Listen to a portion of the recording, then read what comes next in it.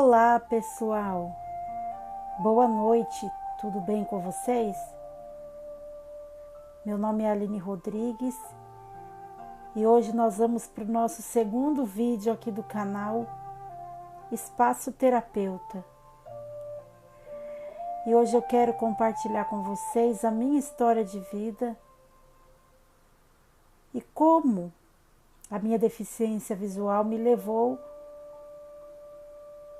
às terapias holísticas, né? Como tudo isso começou. Mas antes de eu contar um pouquinho para vocês, já se inscreve no canal, já deixa seu like se você gostar do vídeo, compartilha com seus amigos. Se você já é inscrito, também comente também para que a gente possa melhorar os nossos vídeos, tá bom? Então vamos lá pro vídeo. Bom, meu nome é Aline Rodrigues. Hoje eu sou psicoterapeuta holística, né? Estou trabalhando muito, estudando muito nessa área, né, das terapias holísticas, né? Eu sou casada, tenho 33 anos, eu sou paulista, né? Nasci em Salto, no interior de São Paulo. Recentemente estou morando em Uberaba, mas atualmente estou em Indaiatuba. Por que recentemente? Porque eu fui para Uberaba em 2020, que foi quando eu me casei, né? E exatamente hoje, no dia 18 de setembro de 2023, que é quando eu estou gravando esse vídeo, eu estou na cidade de Indaiatuba, que é onde meus pais moram. Então, né, gente, eu já nasci com deficiência visual, eu nasci com catarata congênita. Então, para mim, é normal, né, no sentido, como que eu posso dizer, que as pessoas pensam, se perguntam, né, será que dá para levar uma vida normal? Sim, né, para mim sempre foi, eu levei isso com naturalidade, né, apesar de ainda ter algumas falhas em relação à acessibilidade, entre outras coisas que entre outros desafios que a deficiência visual traz para a gente, né? A vida em sociedade sendo uma pessoa com deficiência visual. Mas a gente vai seguindo, né? E então eu nasci na cidade de Salto, como eu falei para vocês, com deficiência visual. E como que foi esse primeiro momento na minha vida? Como que foi esse primeiro desafio para minha mãe, né, para meu pai, para minha família, meus primos, tios, tias, para mim?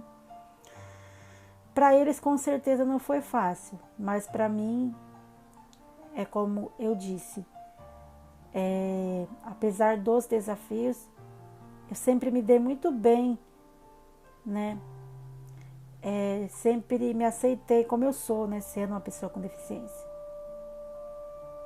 Eu nunca tive assim aquele apego, aquela vontade de querer enxergar. Não que se eu enxergasse não seria bom, seria sim.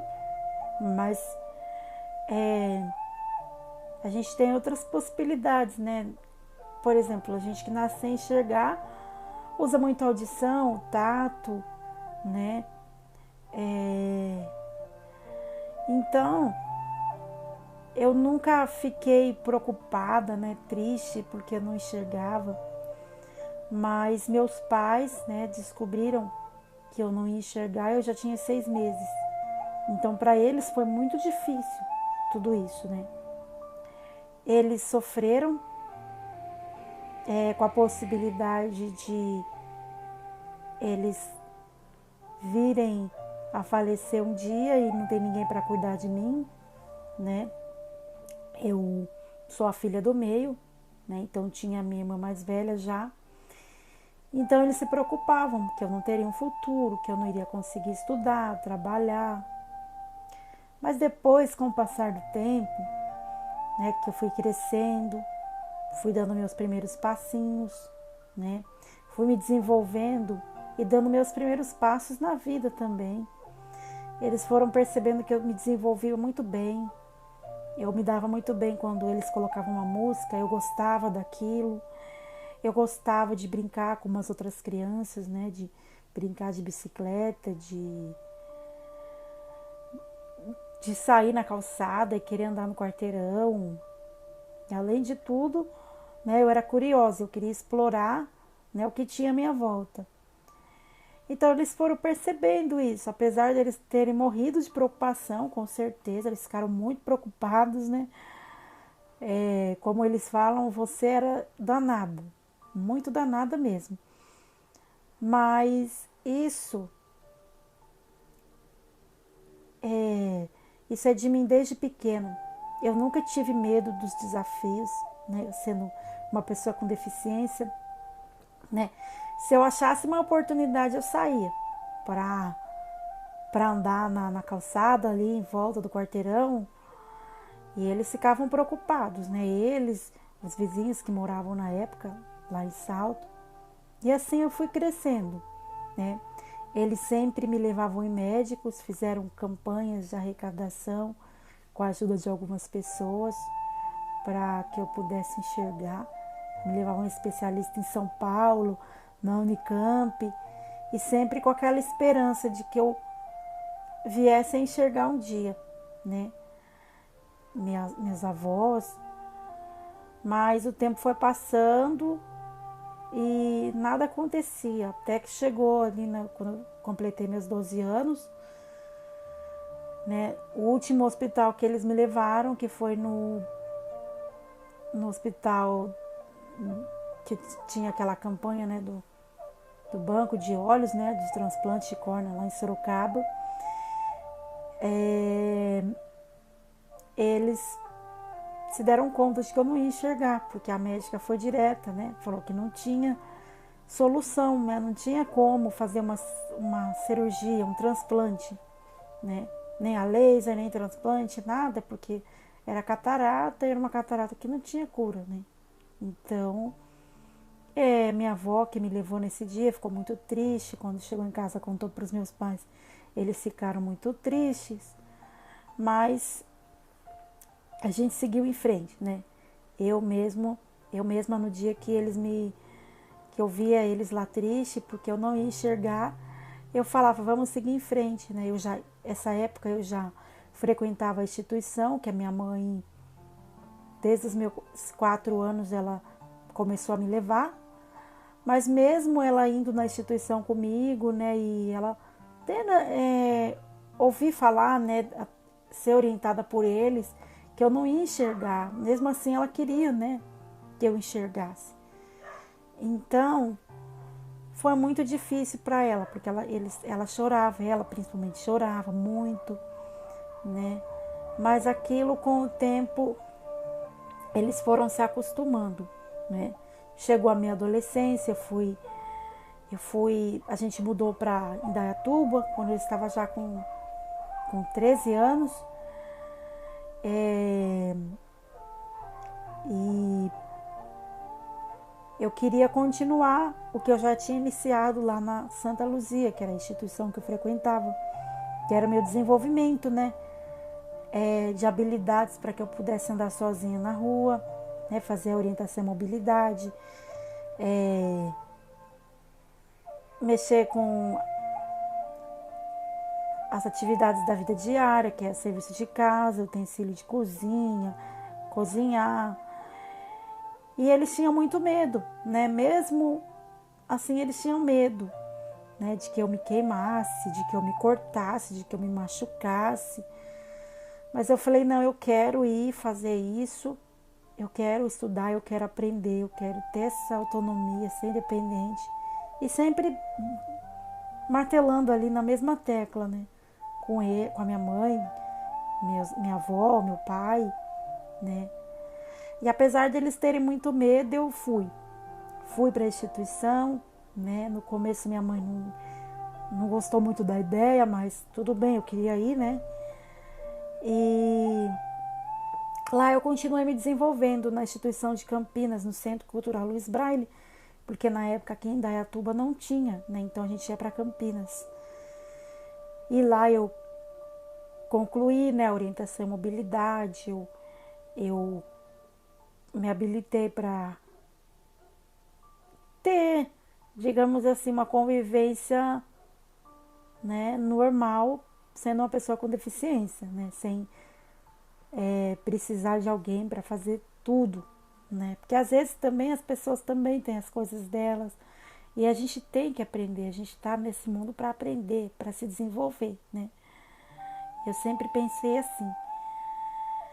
E então foi dessa forma, né? Depois, e meu irmão caçula, né? Nasceu 2 anos depois de mim, também tinha problemas de saúde. Ele nasceu com epilepsia, né? Ele sofria de crises epiléticas e também tinha uma deficiência intelectual, né? Que causava crises nervosas e outros problemas que ele tinha, né? Então minha mãe tinha que sempre estar acompanhando, e médicos, psicólogos. Então, comigo ela tinha que ter um cuidado, com ele também tinha que ter um cuidado assim em dobro, né? Então a preocupação dela era muito grande, mas mesmo assim eu quis, né, caminhar, quis me desenvolver. E o meu irmão caçula também, os problemas de saúde que ele tinha só foi descoberto mais tarde, quando ele já tinha uns 6 anos, né? E nós éramos uma família muito simples, né? Muitas pessoas morando numa mesma casa. Era tio, tia, avó, avô, todo mundo numa mesma casa. Teve épocas de chegar a morar mais de 30 pessoas numa casa só, né? E tinha épocas que não, que já ia diminuindo, né? Mas a casa sempre foi muito movimentada. Mas todos se acostumaram comigo, né? Já tinha uma prima que tem deficiência física, né? Que já era adulta, né? Com ela eles já estavam acostumados e também se acostumaram comigo e com a deficiência do meu irmão. E é essa a minha história, gente. Eu tô aqui contando para vocês, né? Porque não adianta, né, a gente achar que a gente ficar esperando algo, né, que alguém vai fazer, que alguém vai nos aceitar. A gente também tem que se aceitar. A aceitação tem que começar dentro de nós, né? E a família, né, que tem uma pessoa com deficiência, também acreditar no seu filho, no seu pai, no seu irmão que tem deficiência, no seu primo, né? E apoiar, porque apesar dos medos que a minha família enfrentou, né, que eles tinham, né, o sofrimento que eles achavam que eram, mesmo assim eles sempre me incentivaram desde criança, né, a, a fazer coisas que me trouxessem alegria, como cantar, por exemplo, né? Eles me pegavam para ver se eu conseguia dançar, né? É que eu mesmo hoje assim, né, eu falando para vocês, eu acredito que eu tenho mais habilidade na música, mas é com o canto e com o violão, que eu já aprendi desde os 11 anos, né? Aprendi a tocar violão muito cedo, que é para dançar mesmo, mas não pelo fato de eu não enxergar, é porque isso são talentos que uma pessoa que enxerga ou não tem, né? Mas no meu caso, eu já desenvolvi mais o lado do canto, né? De cantar, né? Eu gosto até, eu acho legal a dança, mas é uma coisa que eu não me dou muito bem. Mas enfim, de tudo eles faziam para me incentivar, para não, que eu não me sentisse assim, que eu não fosse útil, né? Que eu fosse alguém que não tivesse utilidade nenhuma. Isso não. Eles sempre me incentivaram, mas eles tinham medos, né? Tinham preocupações de eu fazer as coisas sozinha. Mas enfim, deu tudo certo. Eu tô aqui, né, contando para vocês hoje. E hoje o que eu quero falar para vocês é como que isso também me levou às terapias holísticas, né? Tudo começou com a massoterapia, porque quando eu frequentava o Centro Cultural Luiz Braille, eu estava com 14 anos, eu passei por uma fase na minha vida, né, que no início parecia ser enxaqueca, né? Parecia ser uma enxaqueca, essa dor de cabeça que eu sentia, mas eram fortes, eram muito fortes, e eu não dormia com aquilo, né? Meus estudos ficou tudo meio atrapalhado, né? Então, eu sentia muita dor de cabeça. E uma amiga que eu tenho lá, né, que na época frequentava lá também, a Adriana de Godoy, se ofereceu, né, para me aplicar massagem, para que ela falou que ia aliviar minhas dores, eu ia me sentir melhor, né, que ia melhorar tudo aquilo que eu estava sentindo, ia relaxar. Aí eu aceitei, eu falei, deve ser uma maravilha, eu nunca fiz, né, nunca. E até então eu não sabia o que eu queria da minha vida, assim, o que eu ia estudar. A minha mãe sempre falava, né, você poderia estudar para ser uma professora de braille, uma pedagoga, mas eu nunca pensei, né. Isso eu estava com 14 anos. E quando eu recebi a primeira vez aquele tratamento com a Adriana, né, ela aplicou em mim o shiatsu, eu me apaixonei simplesmente, primeiro porque eu consegui sentir, consegui perceber o quanto aquele toque, né, das mãos dela me aliviou, né. E eu achei aquilo lindo. Nasceu uma alegria tão grande dentro de mim, uma vontade de aprender aquilo, de levar para outras pessoas, né. E eu fiquei muito empolgada com aquilo e comentei até com ela na época, né, que se um dia eu tivesse oportunidade eu ia fazer um curso de massoterapia.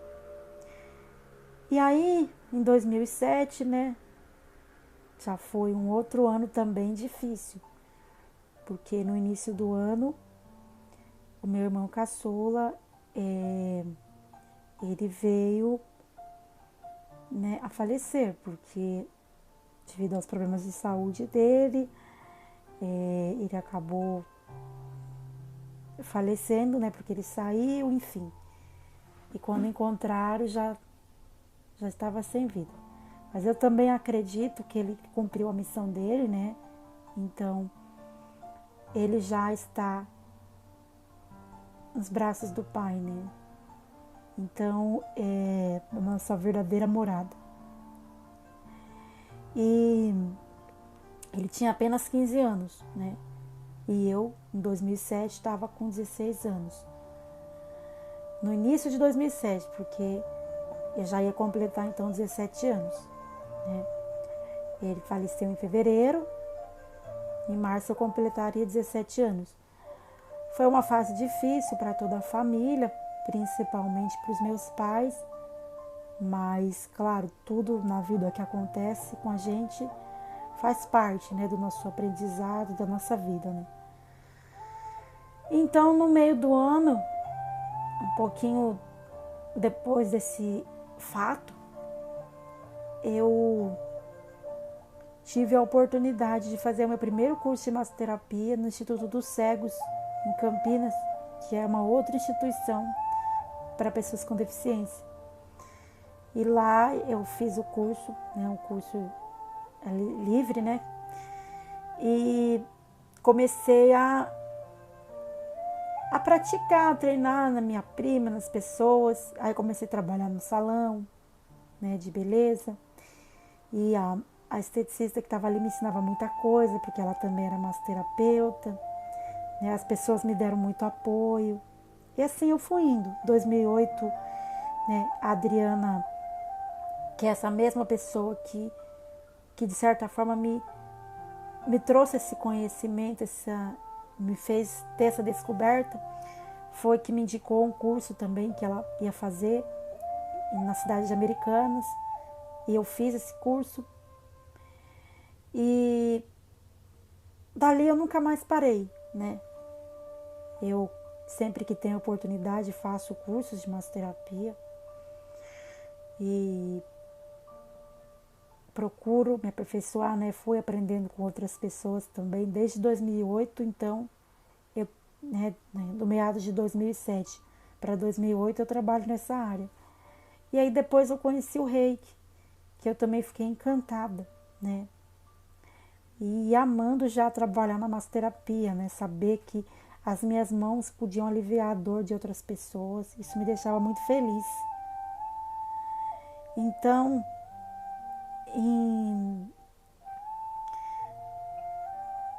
2020, Eu já conheci o reiki, mas ainda não tinha tido a oportunidade de fazer um curso, nada. Então eu me casei, fui para Uberaba e veio a pandemia. Então não podia ninguém sair de casa para lugar nenhum. Veio aquele lockdown, né? E minha família toda aqui em São Paulo, né? Teve falecimento da minha avó, que foi por Covid. Então, foi tudo assim, aquilo de certa forma abalou todo mundo, né? Era uma fase difícil que nós estávamos passando, todos nós, né? Porque ninguém podia se ver, era só por telefone, né? Mas aí, através de um grupo que meu esposo participa, né? A gente ficou sabendo que tinha uma pessoa que dava curso de reiki. Então eu iniciei no curso de reiki, a gente começou a receber o reiki, né? E logo depois a gente iniciou no nível 1 e fomos fazendo ali as formações, né?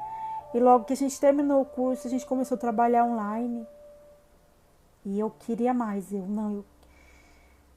Nesse dia, né, que eu comecei a trabalhar com o grupo, né, no WhatsApp, que a gente fazia os trabalhos voluntários, faz até hoje, né?